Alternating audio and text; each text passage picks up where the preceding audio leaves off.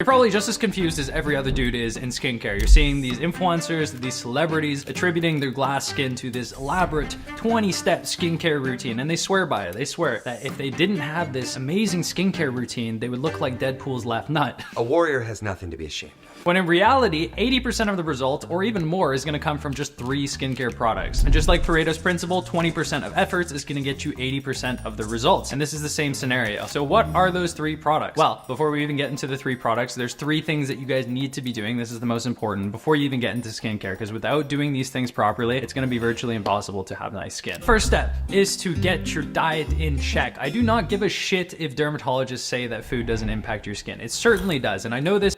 Agreed. From myself, my brother, my friends, a bunch of followers I've talked to, as soon as you cut out your processed foods, your sugars, your seed oils, your skin is gonna look better than it ever has before. And not to mention, another byproduct of just doing this, you're just gonna get shredded in the process as well. So it's an added bonus of doing that and getting your gut health and that bacteria healthy again. 2 is your sleep. Lack of sleep is going to promote and increase the stress hormone called cortisol. Cortisol is going to increase inflammation as well as sebum and oil production, which is going to result in clogged pores, increasing your acne. So you wanna Stress has a huge effect on skin, and beauty sleep is real, boys.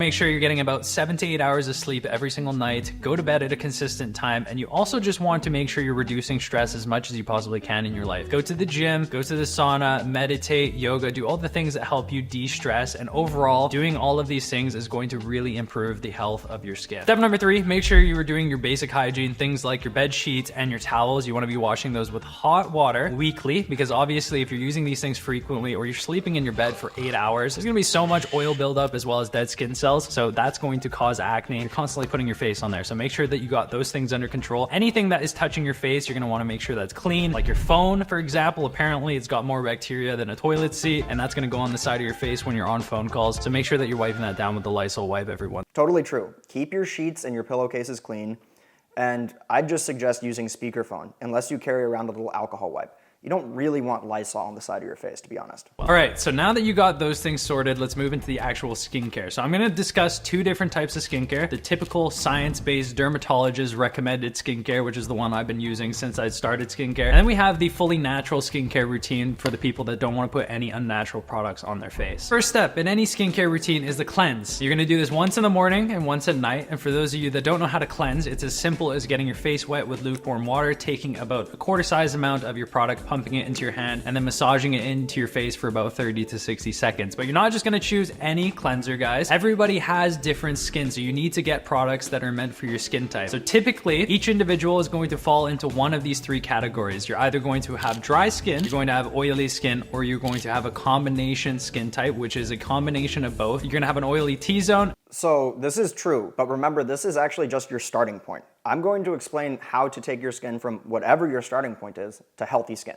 And remember, all sorts of things can affect your skin's oil production, including psychological stress and your diet. And you're gonna have dry cheeks. In order to find out what skin type you have, you're going to wash your face with water, and that's it. And you're just gonna leave it for the next hour or so. And then you're gonna go into a well-lit area like your washroom. You're gonna take a look at your face. Now, is your face shiny? If your face is shiny, then it is oily. Now, if your face looks really dry and flaky, you obviously have dry skin. And then if you have combination skin, you'll know because your cheeks are gonna be really dry, but your nose and your forehead and your chin are gonna be shiny. Starting off with my oily skin people, generally, you're gonna wanna use a foaming cleanser. Now you can get away with a non-foaming cleanser. I just found that a foaming cleanser worked for me the best when It worked for him, which is awesome. But you definitely do not need to worry about a foaming or non-foaming skin cleanser regardless of your skin type. The main thing you want to stay away from is bar soap, because the process to make bar soap actually makes it basic, as in the opposite of acidic. Healthy skin has this really nice, thriving community of bacteria that actually makes your skin acidic.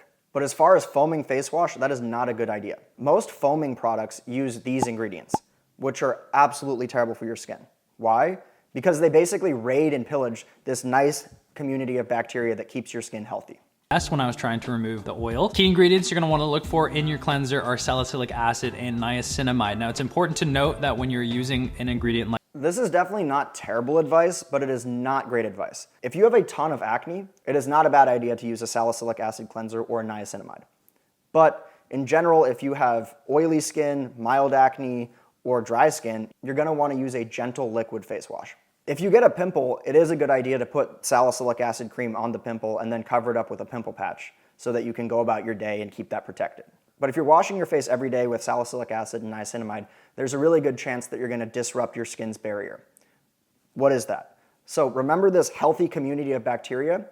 It is constantly at war. There are always enemies that are trying to get inside your skin. But when your skin barrier is healthy, the enemies get repelled by your good guys. Like salicylic acid, that you work your way up in strength. You don't want to start off with the highest percentage of salicylic acid if you've never used it before, because it can be a powerful ingredient, and depending on how sensitive your skin is, it might not react well. So start off with something lower and then you can work your way up as you go. I will be leaving all the best products for each skin type in the description below as well. For my people with the dry skin, you're gonna want a non-foaming cleanser, and the key ingredients you're gonna want to look for in your cleanser are hyaluronic acid, ceramides, glycerin, and aloe vera. It doesn't have to include all of these, just look for a few of these ingredients. And for my people, now this is definitely not the worst advice. Ceramides, aloe vera, and stuff like that are not bad for your skin. Remember, I'm gonna tell you how to take your face from whatever skin type you have to healthy skin. If you want, look for a mild liquid cleanser that has either papaya or pineapple enzymes.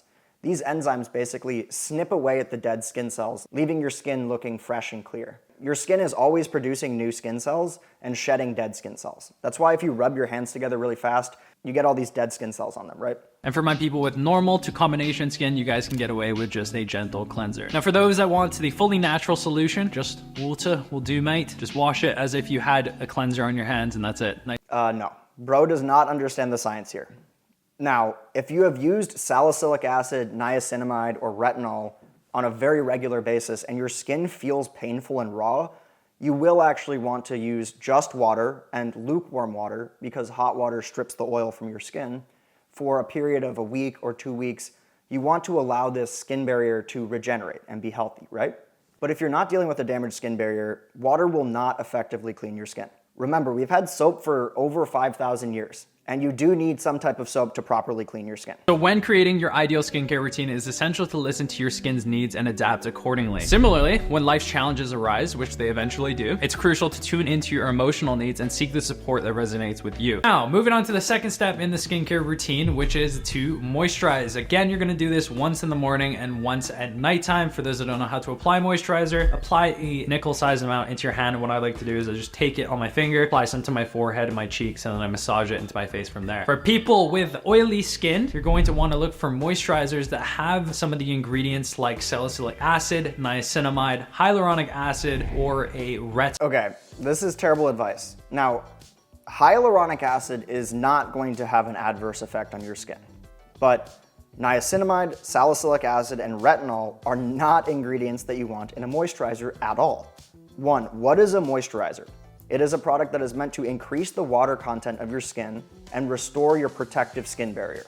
The problem is that almost every product marketed as a moisturizer actually messes with those good guys that keep your skin barrier nice and healthy. So while hyaluronic acid is good for your skin, those other 3 ingredients that he listed are not something that you want in your moisturizer at all. They will literally strip and mess up your skin barrier if you use them really regularly, like you would with a moisturizer. So what should you use then? Tallow. Lots of studies support this, like this one that compared different moisturizers and found, quote, "The study concluded that tallow alone had the most moisturizing impact when applied to the skin." Now, everything after this point in the video that he says about moisturizers needs to be thrown out the window until he starts talking about tallow. His third product is a mineral sunscreen, and he is 100% correct about that.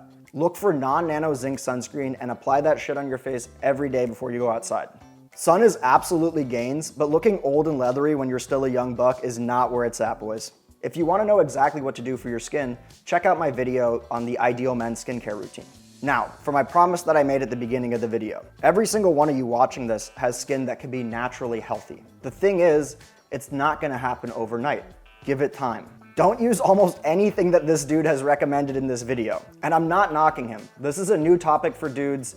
He clearly has good intention, and not everyone spends hours and hours digging into the latest dermatology research. That said, give your skin time. Do the stuff that he says at the beginning of the video about diet, stress, sleep, washing your pillowcases and your sheets. A lot of skin health actually comes from regulating stress and living in this holistically healthy way. Use tallow as a moisturizer, use a mild liquid skin cleanser, and use non-nano zinc sunscreen. And don't use things that will absolutely pillage your skin's microbiome. Wait a few weeks, and watch how good your skin looks.